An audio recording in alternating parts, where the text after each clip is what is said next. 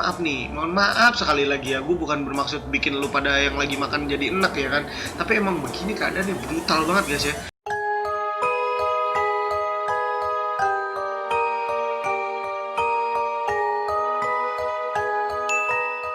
Hai semuanya, terima kasih telah mengklik video ini dan selamat datang di Aquilas Room.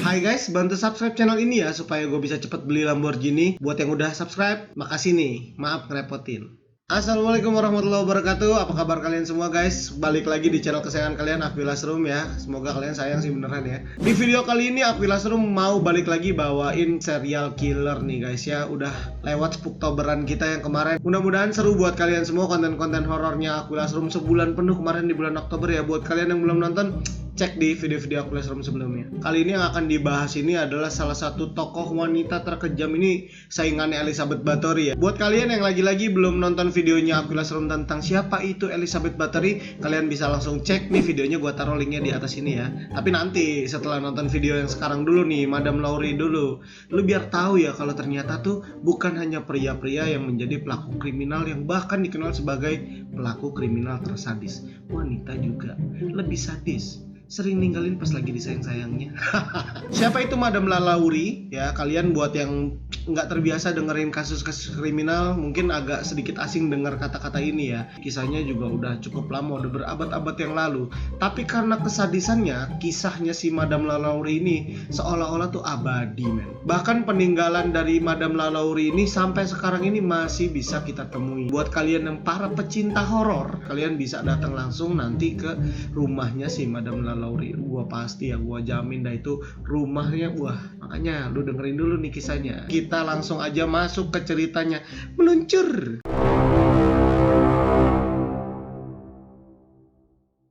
Madame Lowry ini itu lahir dengan nama Marie Delphine McCarthy atau yang nanti akan dikenal sebagai Madame Lowry ini lahir di New Orleans pada tanggal 19 Maret 1787 guys ya. Dimana dia ini lahir dari keluarga bangsawan. Ayahnya ini adalah seorang tokoh di Irlandia atau bisa disebutnya bangsa Iris lah ya. Dia ini pindah ke New Orleans pada tahun 1730 membawa semua keluarganya. Makanya dia bisa punya anak ya, si Lowry ini ya, lahirnya di New Orleans. Ayahnya ini namanya adalah Louis Bartholomew de McCarthy dan ibunya itu adalah Marie Jean Lee Irable. Aduh, ntar lu baca sendiri ya nih, bapaknya di sini, emaknya di sini dah pokoknya. Sebagai anak yang lahir dari keluarga bangsawan, tentu kehidupannya si Lowry kecil ini ya sangat tercukupi lah ya. Bisa dibilang ya bahkan berlebih lah daripada orang-orang pada zamannya itu. Karena pada saat itu sistemnya itu masih sistem feodal di mana bangsawan memiliki kasta tertinggi di kehidupan sosial gitu kan ya. Dan di sana memang lagi penjajahannya Perancis dan ya itu, ibunya dia kan masih bangsawan Prancis juga ya, jadi terpandang lah keluarganya. Bahkan om-omnya dia nih, paman-pamannya dia, tante-tantenya dia itu pemegang jabatan penting juga semuanya rata-rata di Eropa guys. Si Lowry ini nikah yang pertama kalinya pada tanggal 11 Juni 1800. Jadi saat itu usia dia masih 13 tahun guys, lu bayangin ya. Bocah 13 tahun kawin. Nikahnya kagak tanggung-tanggung sama om-om. ya mungkin saat itu masih wajar ya, gue juga nggak tahu kan, gue nggak pernah hidup di zaman itu ya guys ya. Yang jelas dia ini nikahnya ya sebagai bangsawan gitu kan, dinikahi juga sama orang-orang yang bermartabat tentunya kan. Jadi Lowry ini dinikahi atau dipersunting oleh seorang perwira tinggi, salah satu perwira tingginya Spanyol saat itu guys ya. Dimana ya sebagaimana yang kalian ketahui, Spanyol adalah salah satu negara adik kuasa saat itu ya. Jadi banyak banget daerah-daerah jajahannya. Jadi si Lowry ini waktu nikah sama suami yang pertama ini dia tuh sering pindah-pindah dari satu negara ke negara lain karena memang mengikuti tugas militer dari suaminya. Nama suaminya itu adalah Don Ramon de Lopez y Angulo. Susah ya. Bahkan nama Spanyolnya lebih susah, bin jelimet lagi guys ya. Namanya Caballero de la Royal de Carlos. Caballero de la Royal, Allah susah banget sumpah. Caballero de la Royal de Carlos. Wah, ntar lu baca ya di bawah dah ya, gue tulis aja deh biar lu tahu sendiri susahnya jadi orang yang punya konten kayak gini tuh gimana ya. Oke, jadi suami pertamanya si Lowry ini atau Don Ramon tadi ya, ini tuh punya tugas untuk memerangi Prancis ya, waktu itu menduduki wilayahnya New Orleans atau Amerika gitu kan ya. Dan dia ketemulah sama Lowry, jatuh cinta, dipersunting, boleh kawin lah itu ya di usia 13 tahun ya. Oke lah, nikahlah mereka gitu kan. Pas udah nikah itu ya, dalam waktu 7 tahun perangnya antara Spanyol dan Prancis di New Orleans tadi, akhirnya Prancis kalah guys ya. Dan itu membuat Don Ramon diberikan kekuasaan juga ya, menjadi salah satu dubes Spanyol atau perwakilan Spanyol di New Orleans guys. Makin terpandang namanya La Lauria. Nah, dalam pernikahannya tadi juga ya, siapa tadi suami Don Ramon? Nah, lagi bahagia-bahagia pernikahannya nih, tiba-tiba Don Ramon diminta untuk balik ke Spanyol guys ya. Jadi Don Ramon mau nggak mau bawa dong si La Lauria dari New Orleans menuju ke Madrid, Spanyol. Zaman dulu gitu ya, belum ada pesawat terbang, bahkan mungkin kapalnya juga masih kapal kayu atau ya mungkin belum kapal cepat lah ya gitu. Jadi perjalanan ke Spanyol dari Amerika itu wah jauh sekali guys, dan itu ditempuh dalam waktu berbulan-bulan. Lo bayangin aja dah ya, ketika dalam perjalanan dari New Orleans menuju Madrid, La Laurie itu melahirkan anak pertamanya ya di usia yang 13 tahun. Anaknya ini diberi nama adalah Mari Borja, atau bahasa Spanyolnya itu Borja de la Pin Lopez y Angulo de la Candelaria. Aduh, susah banget ya. Untung mereka pinter gitu ya, karena nama anaknya susah, disingkatlah jadi Borquita. Gampang ya panggilnya Bor. Cuman tragisnya guys ya, baru ngelahirin anak pertamanya, anaknya masih kecil, bahkan mungkin belum sempat main-main sama bapaknya, belum gelendotan di bahu bapaknya ya. Bapaknya udah meninggal guys. Jadi Don Ramon ini meninggal dengan keadaan yang sangat misterius, bahkan bisa dibilang ya.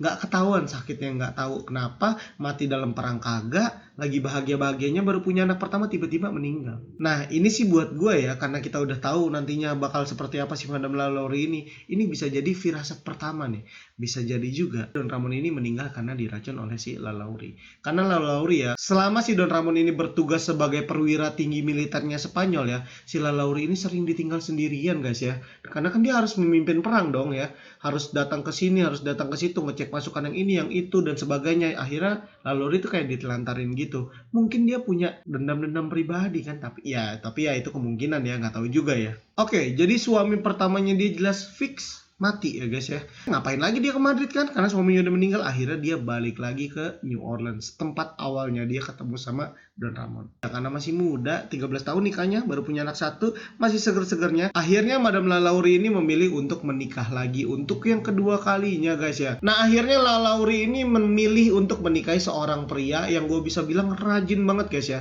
Karena kenapa? Karena dia bisa bekerja sebagai 4 profesi sekaligus. Lu bayangin ya, dia adalah seorang banker, seorang lawyer, seorang merchant, dan juga seorang legislator. Wah, lu bayangin.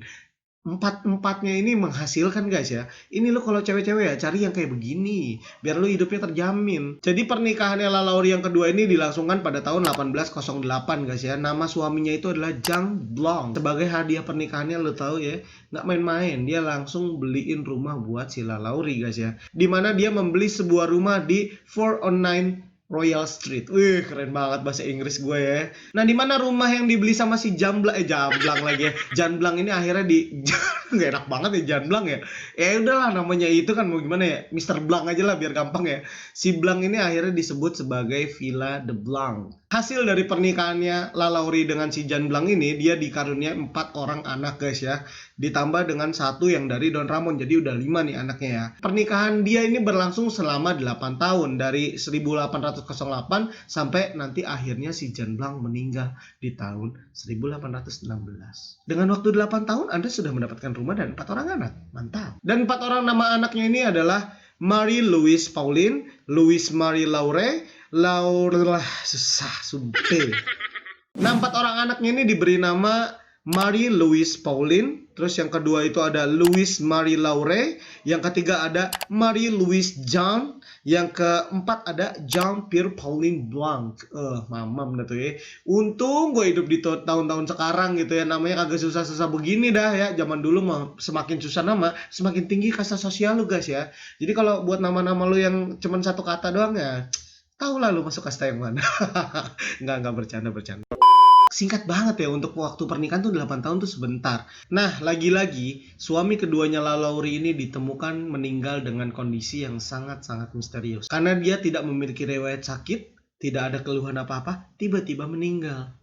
Something fishy ya guys ya. Nah, jadi suami yang pertama udah yang kedua juga ya kan, masuk lagi belum puas di situ ya. Oke, jadi La Laurie menikah untuk yang ketiga kalinya. Kali ini ya, nggak cukup puas dengan yang udah-udah, mungkin karena yang udah-udah tuh dia nikah sama yang lebih tua dari dia, apalagi yang pertama tadi guys ya, dia umur 13, suaminya umur 40-an gitu kan ya. Jadi ya dia mau cari yang berondong kali guys kali ini ya. Dimana Lalauri akhirnya bertemu dengan salah seorang dokter muda yang lagi tenar di kota New Orleans guys ya. Namanya adalah Leonard Louis Nicholas Lalauri. Nah, nama Lalauri suaminya inilah yang kemudian melekat di si Madame Lalauri ini guys ya. Karena dia ini menjadi suami terakhirnya Madame Lalauri sampai nanti kebuka semua kebusukannya Madame Lalauri guys. Nah, awal mula ketemunya Lalauri dengan si Nicholas ini ya, kita sebut aja suami yang ketiganya ini Nicholas ya, Nicholas Lalauri gitu ya. Dia ini seorang dokter yang memang lagi tenar di New Orleans ya kan, dimana kebetulan banget nih, nggak tahu kebetulan nggak tahu settingan, tapi kayaknya kebetulan sih. Nggak mungkin kan nyeting anak sakit gitu kan ya. Ya salah satu anaknya Lalauri ini sakit guys ya, dan dia udah berusaha manggil semua dokter, ya wajar orang kaya ya kan, manggil dokter ke rumah, panggil tabib, panggil semua segala macam, berusaha untuk disembuhin anaknya, kagak sembuh-sembuh anaknya, masih aja sakit ya kan. Ya udah akhirnya dia manggil dokter Nicholas ini guys ya. Dimana ketika dokter Nicholas datang memberikan treatment kayaknya cocok sama anaknya ya. Entah dari resepnya, entah dari penanganan seperti apa. Akhirnya anaknya mulai berangsur pulih. Dan itu membuat Lalauri ini kagum dengan sosok muda, ganteng, tampan ya kan ya.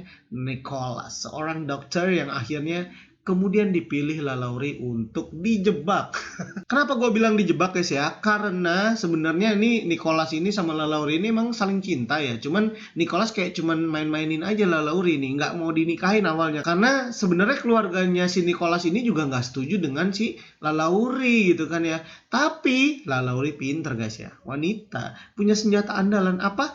Hamil duluan guys. Akhirnya si Lalauri hamil anaknya si Babang Nicholas ini. Mau kagak mau jadinya Nicholas tanggung jawab ya kan, nikahin si Lalauri. Akhirnya Nicholas dan Lalauri menikah pada tanggal 25 Juni 1825.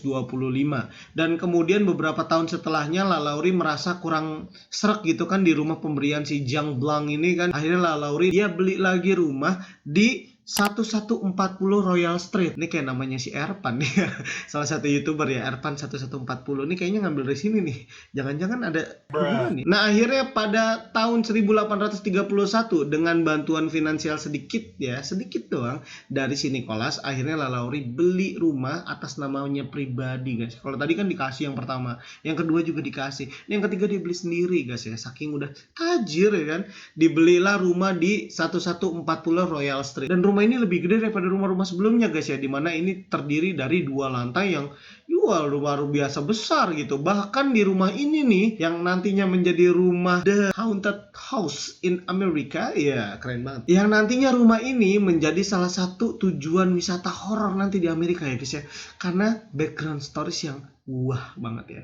Karena di rumah ini si Lalauri selain membuat tempat tinggal untuk dirinya dan keluarganya ya, dia juga membuat banyak sekali kamar-kamar untuk menampung ratusan budak guys ya. Jadi tahun itu ya, di tahun-tahun 18-an itu perbudakan itu menjadi hal yang sangat wajar. Dan semakin tinggi kasta sosialnya, semakin tajir, semakin diakuin, punya posisi kebangsawanan dan seterusnya, lu bisa semakin banyak nyimpen budak guys ya. Nah, sebelum dia pindah ke mansion Lalauri ini ya, sebenarnya itu Lalauri dikenal sebagai orang yang sangat dermawan dan orang yang sangat pengasih kepada para budak-budaknya. Karena banyak banget budaknya men, lu bayangin ya, lebih dari 100 guys. Lu bayangin sendiri deh. Itu rumah segede apa ya, gua kagak ngerti dah, itu kamarnya banyak sampai punya labirin di bawah tanah dan seterusnya. Yang jelas si Lalauri ini udah saking tajirnya kayak udah nggak keberatan nyimpen banyak orang. Karena kan seharusnya ya semakin banyak orang yang tinggal di rumah lu harus banyak banget nyiapin makanan buat mereka kan guys ya. Dan orang-orang tuh kayaknya ngelihat budak-budaknya dia tuh seger-seger gitu loh. Itu awal-awal guys ya. Baru kelihatannya nanti guys ya. Emang semenjak nikah sama si Nicholas ini, Lalauri ini udah mulai aneh juga secara fisikal ya. Udah sering berantem juga ya, pernikahan ini kayak nggak harmonis gitu sama si Nicholas. Karena Nicholas ini guys by the way, berondong jauh banget bedanya. Umurnya tuh beda berapa belas tahun lah dengan si Lalauri gitu. Jadi sering berantem, cekcok gitu loh, kayak teriak-teriak, tetangganya bahkan bisa denger guys.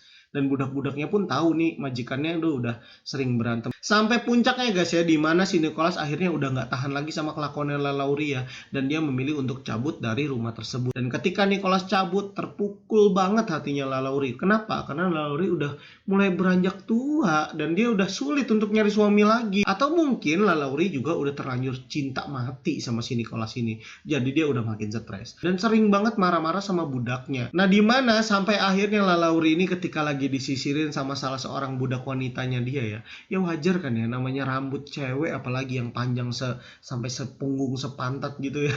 Ya kalau disisirin pasti ada aja 1-2 rambut yang bikin itu sisir nyangkut ya guys ya. Ya wajar lah, bahkan yang laki aja kadang-kadang kusut kena permen karet gitu kan.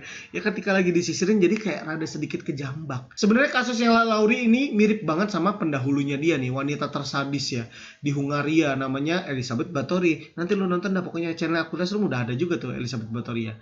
Ya udah sama persis, ketika lagi disisirin nyangkut, budaknya langsung dikejar guys. Dikejar, akhirnya budaknya kan takut ya, kayak mau dicekek, mau ditampar gitu kali ya. Budak ini takut, larilah dia ke arah tangga balkon lantai 2-nya si Lalaurie. Sampai akhirnya ketika masih dikejar terus, terjatuh dong itu budak dari lantai 2-nya. Ketika jatuh, kepala duluan posisinya, meninggal di lokasi langsung guys ya. Di situ sebenarnya orang-orang di sekitarnya Lalaurie udah mulai aneh nih. Udah mulai curiga, kok bisa nih orang yang selama ini kita kenal dermawan, suka bantu sosial gitu kan ya, kayak dia Lalaurie itu seneng banget nyumbang-nyumbang buat kegiatan bikin jalan lah, bikin fasilitas-fasilitas kota dan seterusnya, sehingga orang-orang tuh kayak nganggap dia tuh orang baik. Tiba-tiba ada kasus kayak begini, apalagi ini budak ketika jatuh tuh jeritnya kencang dan orang-orang ngeliat semua guys. Sempat ada juga orang-orang yang bahkan ngeliat Lalaurie keluar dari balkon itu, jadi jelas kayak seolah-olah nih budak didorong sama si Lalaurie. Nah ini yang sebenarnya paling gak gue suka dari sistem-sistem feodalisme semacam ini ya, yang bangsawan dituhankan seperti ini ya. Karena akhirnya Lalaurie ini nggak dihukum apa-apa guys. Bayangin aja ya, dia tuh bilangnya ini cuma kecelakaan. Jadi ketika di persidangan Lalaurie ini berdalih dan membela diri bahwasannya itu sebuah kecelakaan dan budaknya itu jatuh nggak sengaja gitu dari balkonnya dia dan kebetulan meninggal, dan saya cuma ngeliat doang, bilangnya gitu doang guys ya di persidangan. Dan aja percaya orang-orang ya, karena ini bangsawan yang ngomong gitu kan, jadi orang nggak ada yang berani ngebantah lah ibaratnya gitulah. Ketika udah meninggal, Lalaurie cuman disuruh bayar denda sama kayak ngasih santunan lah ke keluarga budaknya, terus kayak biaya pemakaman dia yang nanggung. Ya elah itu mah denda-denda kayak gitu masa ujung kukunya Lalaurie ya, dia orang kaya guys. Karena si Lalaurie ini lolos dari hukuman pidana ya, dan ini membuat dia kayak seolah-olah hasrat-hasrat terpendamnya Lalaurie ini tuh kayak membangkit lah dia. Semenjak kejadian itu Lalaurie ini udah mulai seneng nyiksa para budak-budaknya guys. Lalaurie hidup seperti biasa, terlihat biasa aja dari luar. Ya ada sih beberapa orang di wilayahnya yang curiga karena banyak dari para budak-budaknya Lalaurie ini banyak yang udah nggak kelihatan lagi batang hidungnya guys ya. Udah mulai aneh nih, bertanya-tanya pada kemana ya kan, yang sebanyak itu guys ya. Tiba-tiba hilang satu ya, pokoknya kayak gitu. Cuman nggak ada yang berani ngusik lagi karena status bangsawannya si Lalaurie, dan dia terkenal sebagai orang yang sangat dermawan di kota New Orleans ya kan. Dan sampai di satu momen guys ya, wajar namanya bangsawan, dia ngadain kayak tea party gitu sama teman-teman bangsawan lainnya. Dia ngundang teman-teman bangsawan lainnya untuk datang ke rumahnya guys ya. Dia jamu lah gitulah, pokoknya kayak pesta dansa, pesta teh gitulah. Nah sebenarnya di mana ketika pesta teh ini dilangsungkan ya, orang-orang bangsawan lagi pada enak-enak dansa di dalam rumahnya Lalaurie ya. Lalaurie ini di waktu yang bersamaan sedang menyandra salah seorang kokinya, budaknya dia yang bertugas sebagai koki, dan dia tuh diikat ya di sebuah kompor yang besar. Lu bayangin kompor zaman dulu men, masih pakai kayu bakar, nggak ada yang kecil, kompornya gede-gede semua kan ya. Diikat di situ guys, jadi kayak biar nggak melarikan diri, dan nanti dia mau siksa nih setelah selesainya pesta ini. Nggak tahu apa yang dilakukan kesalahannya dari si koki ini ya. Tiba-tiba pokoknya si koki ini tahu teman-temannya juga udah jadi banyak korbannya si Lalaurie.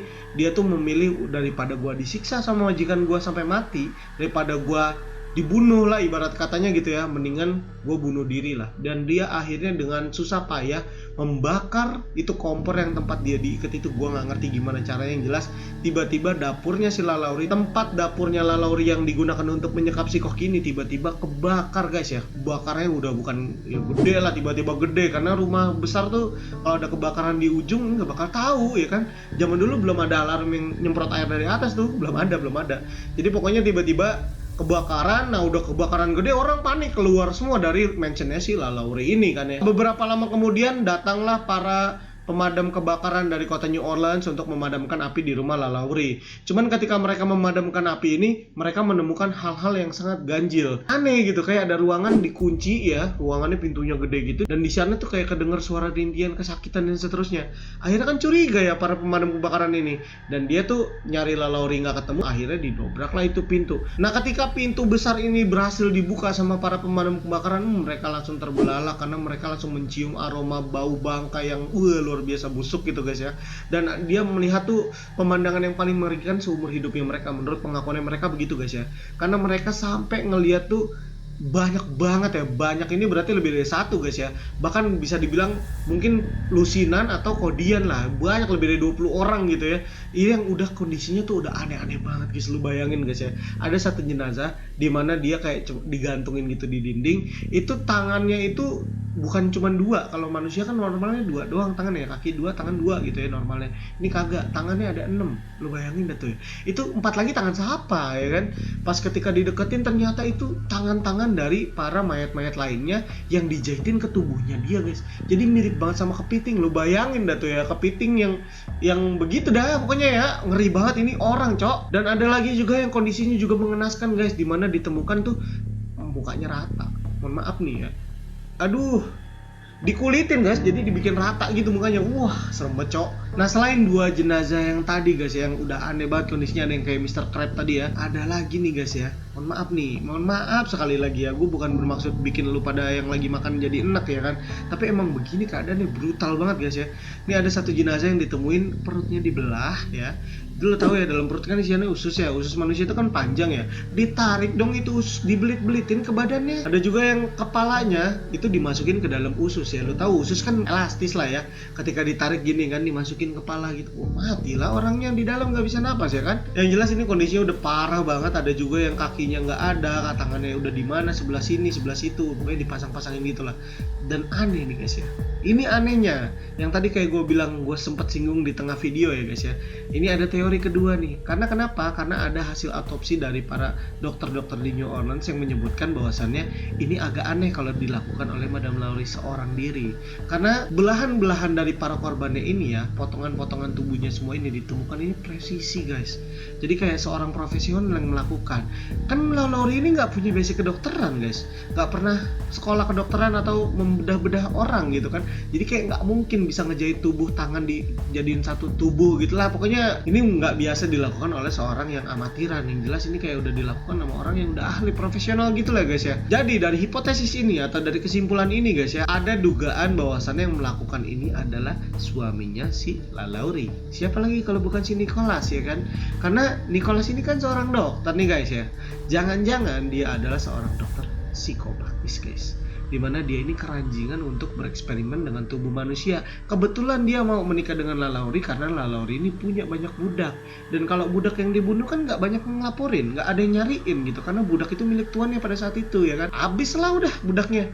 Jadi karena mungkin cinta mati ya si LaLaurie sama si Nicholas ini, jadi sebenarnya si LaLaurie ini mungkin tahu kalau sebenarnya Nicholas adalah seorang dokter psikopatis ya, dan dia keranjingan untuk bereksperimen dengan tubuh manusia. Cuma kan udah terlanjur cinta mati, ya udahlah, ya udah bang, serah kau aja lah bang, suka-suka kau aja lah bang. Kalau kau kurang itu tubuh-tubuh budak-budaknya, nanti ku tambahin lagi, tenang aja bang, nanti ku stok yang baru-baru lagi. Mungkin kayak gitu guys ya. Wah gila sih ini kalau emang bener kayak gini ya. Wah plot twist banget lah. Nah ada yang juga bilang nih guys ya, jangan-jangan berantemnya Nicholas sama LaLaurie di malam sebelum Nicholas ini kabur, ini sebenarnya cuma settingannya mereka berdua nih guys, dimana mereka ini sebenarnya berencana untuk melarikan diri bersama-sama, tapi biar nggak mencurigakan buat para warga-warga di sekitaran mereka ya.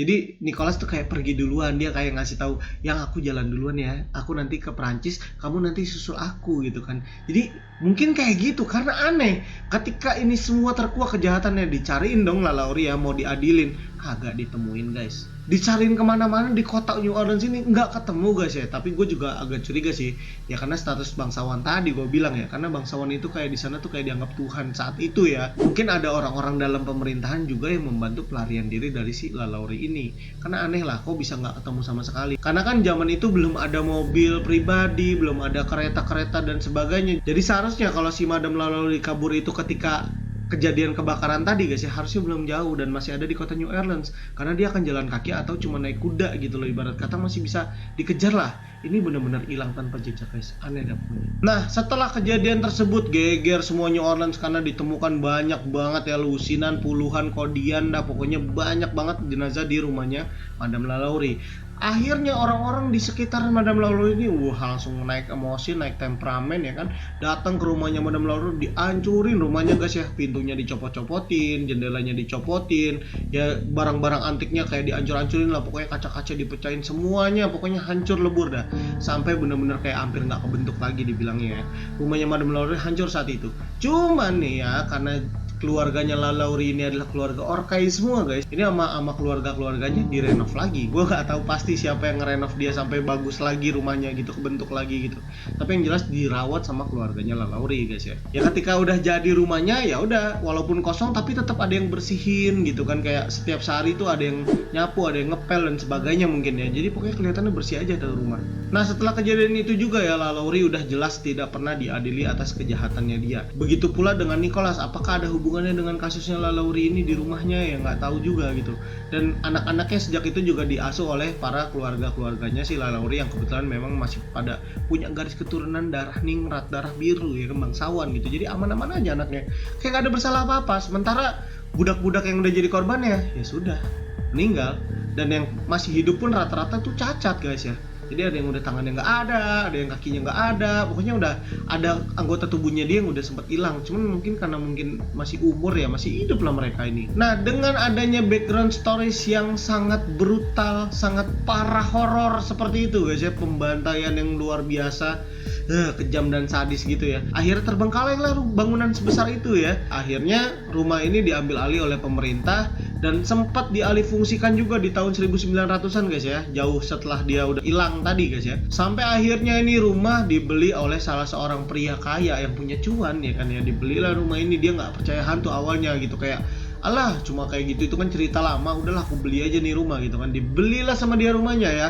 Ketika dia tinggal di sana baru beberapa bulan dia ngeluh sama temennya guys ya. Nah jadi si pria yang beli rumahnya LaLaurie ini cerita ke salah seorang teman dekatnya gitu, jadi dia ngeluh mulu lah pokoknya. Yang jelas dia mungkin karena malu ya mengakui yang tadi di awal dia bilang nggak percaya ada gitu-gituan gitu, jadi dia nggak ngasih tahu ke semua orang, dia cuma ngasih tahu orang-orang dekatnya aja. Dia bilang, bro aku nyesel lah bro, bilang kalau hantu itu nggak ada, aku nggak percaya sama mereka tuh, aku nyesel. Kenapa emang bro? Ya karena ternyata setelah aku tinggal di rumah ini, wah emang ini rumah tuh rumah kutukan, rumahnya iblis, karena aku setiap hari diganggu oleh suara-suara yang nggak jelas, yang bahkan sampai melukai tubuhku, sampai kayak aku pernah dicakar gitulah. Gua udah nggak tahan lagi dan gua kayaknya mau cabut dari rumah ini. Tapi sayangnya guys, sebelum dia cabut dari rumah tersebut, dia ditemukan meninggal dengan kondisi yang sangat aneh ya. Meninggal yang nggak jelas, terus semua rumahnya terkunci rapat, jadi kayak bukan dirampok tapi meninggalnya itu sadis gitu. Jadi semua terkunci rapat, pintu, jendela dan seterusnya. Bahkan polisi itu sempat kebingungan ini meninggalnya kenapa gitu.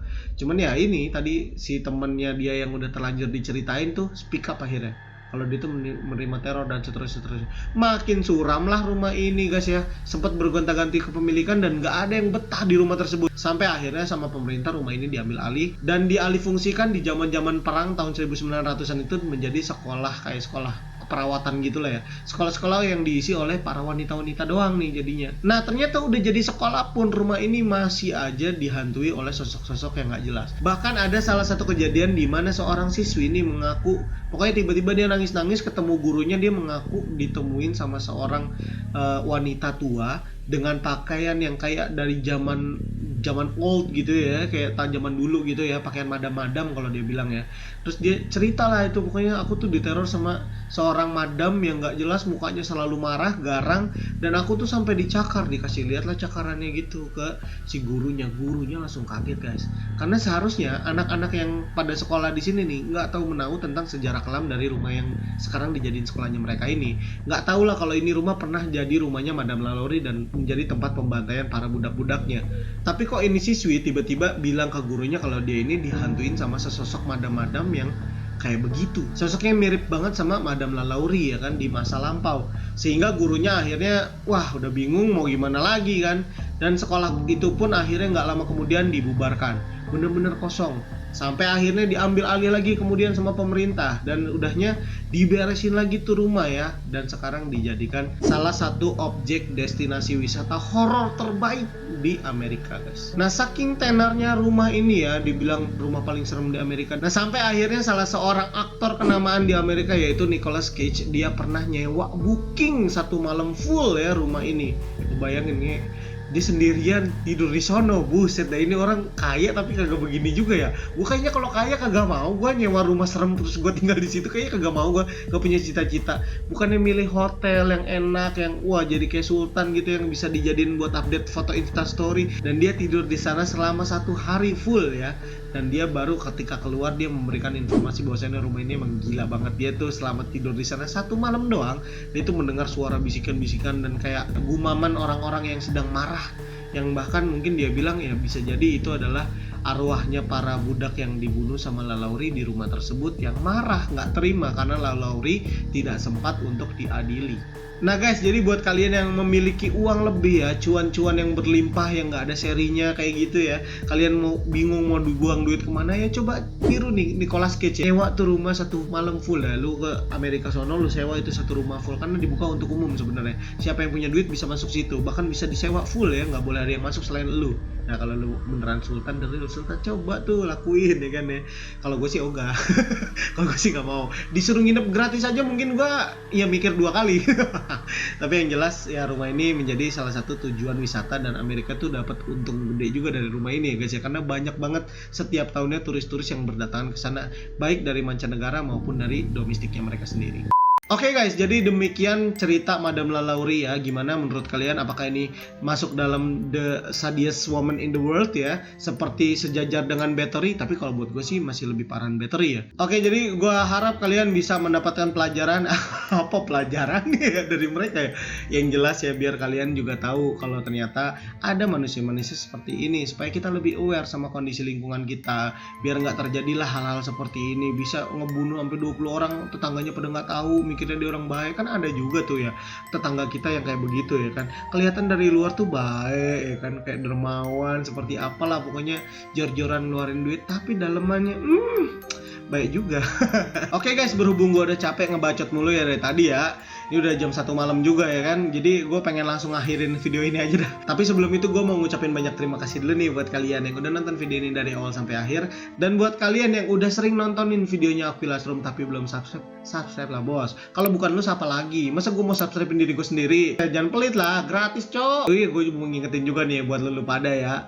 Aduh, gue gimana yang ngingetin? Yang jelas ya, kalau untuk subscribe channel YouTube itu sekali aja guys ya. Jangan lu subscribe tiap video, ntar subscriber gue naik turun, kagak jelas banget, kagak nambah-nambah tapi naik turun doang.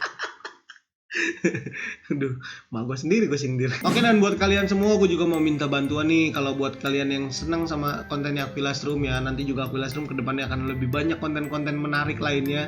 Jadi gue minta bantuannya untuk kalian memperkenalkan Aquilast Room kepada teman-teman kalian semua ya, dengan tekan tombol share-nya ke semua akun media sosial kalian, biar semakin banyak yang tahu kalau ada channel Aquilast Room ya kan ya. Enggak ya? Ya itulah ya. Dan buat kalian yang udah melakukan itu semua, gue mau ngucapin banyak terima kasih banget buat kalian semua ya. Gue seneng banget lah masih bisa ya, gue bukan siapa-siapa tapi masih ada orang yang mau nonton Aquilast Room. Makasih banyak, dan gue doain biar kalian tuh bahagia dunia akhirat guys ya. Mantap. Akhir kata, makasih, maaf udah ngerepotin nih. See you in the next video.